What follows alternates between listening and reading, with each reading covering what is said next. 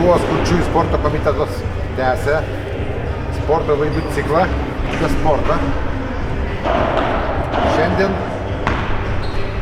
Šiandien lankomės padelio klube, kur Klaipėdos kurtieji treniruojasi šios sporto šakos treniruotėse. Kalbinam Kasparą Untę apie šią sporto šaką. Paklausim, ar patinka padelis? Taip, aišku, labai patinka. Kuom?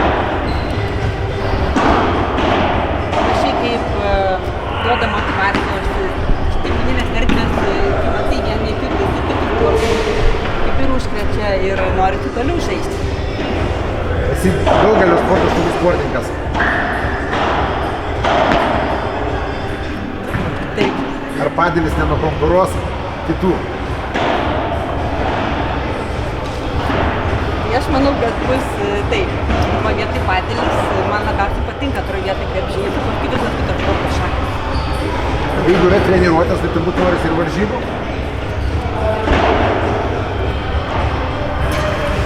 Aš dalyvauju varžybose. Kartu su girdinčiaisiais dalyvauju girdinčių varžybose. Mes kartu su Giedru esame porininkai. Užima, pavyzdžiui, pirma dalis, trečia, antra, ketvirta, pirma. Šiaip esam, manau, kad nesame neblogi sportininkai, dalyvaujam girdinčių varžybose. Gal kada nors tikėkimės bus ir kurčiųjų varžybos tarptautinės, kuriuose dalyvaus Lietuvos komanda? Aš norėčiau, bet Lietuvoje nėra įtraukta į nuostatus, taip pat nėra, kad kiti miestai taip pat sportuotų. Klaipėdiečiai sportuoja, norėtųsi, kad Kaune, Vilniuje irgi būtų galima planuoti daryti čempionatus, paskui galbūt ir Europos čempionatus ir kitose rimtesnėse varžybose. Tai gal Klaipėdoje pasėta sėkla papirs po visą Lietuvą?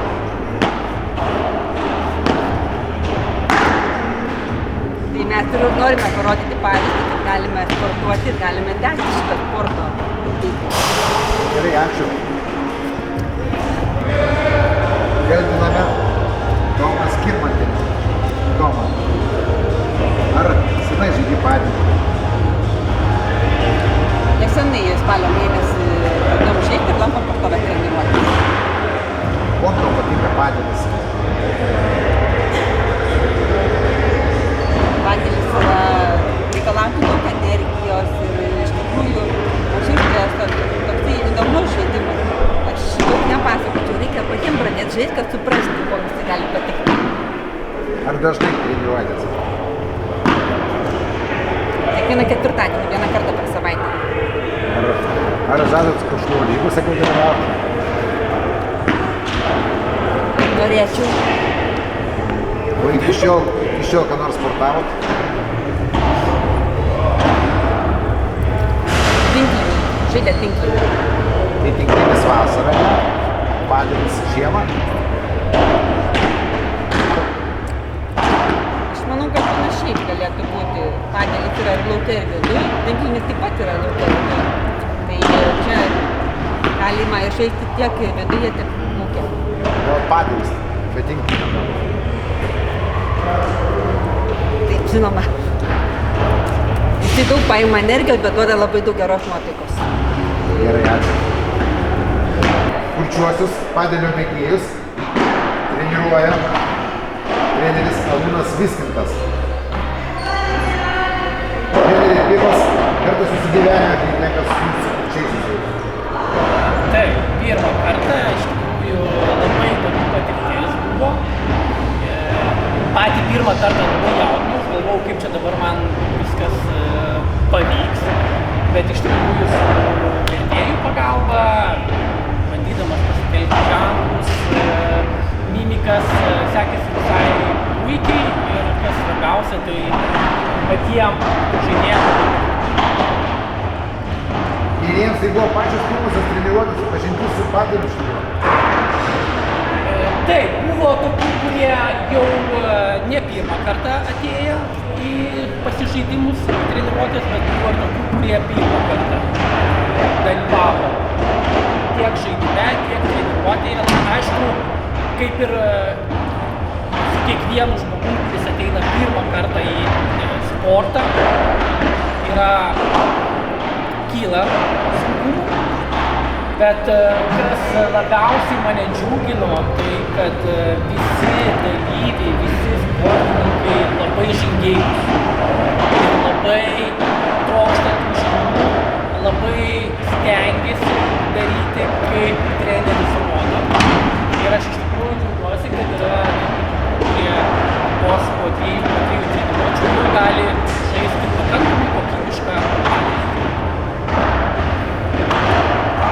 Ar padelio taisyklės yra sudėtingos? Jos šiek tiek skiriasi nuo teniso taisyklių. Skiriasi pagrindė tuom, kad padelį mes turime uždarą aikštelę, kurioje yra stiklai ir kamuoliukas atšokęs nuo stiklo gali būti toliau žaidžiamas. Tai čia toks, sakykime, teniso ir skvošo miksas. Todėl be jokios abejonės tam tikros taisyklės skiriasi, bet iš esmės tai yra labai panašus sportas. Kiek pastebėjom, pastaruoju metu padelis labai populiarėjęs yra Lietuvoje.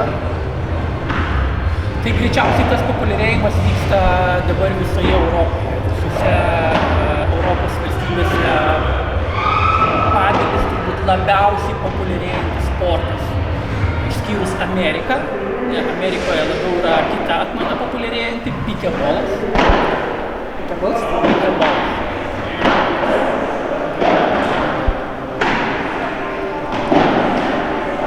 Taip, o Europoje padelis, aišku, atėjęs iš Argentinos, Ispanijoje labiausiai, aišku, išsiplėtojo. Dabar tokios šalys kaip Danija, Švedija, Belgija turi labai gerus jau padelio žaidėjus, kurie gali atstovauti aukščiausiame lygmenyje ir jau yra šimtukė žaidėjų, ko anksčiau tikrai nebuvo. Ten karaliavo tik tais Ispanija ir Argentina.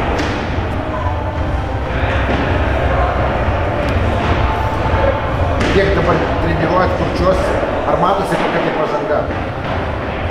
Taip, be jokios abejonės. Pažanga, kaip sakiau, yra didžiulė, vien po poros treniruočių mes matom, kad žaidėjai jau gali žaisti labai ilgus taškus, kas padelį yra labai svarbu. Jie jau turi technikos pagrindus, todėl galime treniruotis jau ir taktinius kažkokius dalykus. Be jokios abejonės žaidėjams yra sunkiau dėl to, kad jie negali girdėti. O padelis yra komandinis sportas ir labai svarbu bendrauti su savo partneriu. Yra žudyti, kada varžovai ateina, kada kur mušti, jie atėję, tos galimybės neturi.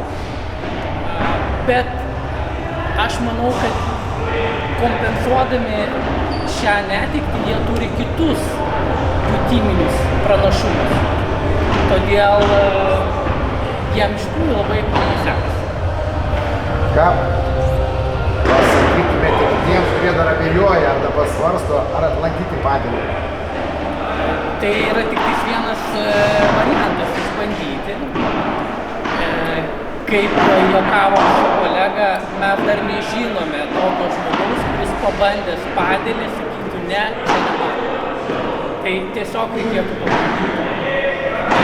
Ir aš manau, kad tikrai tas sportas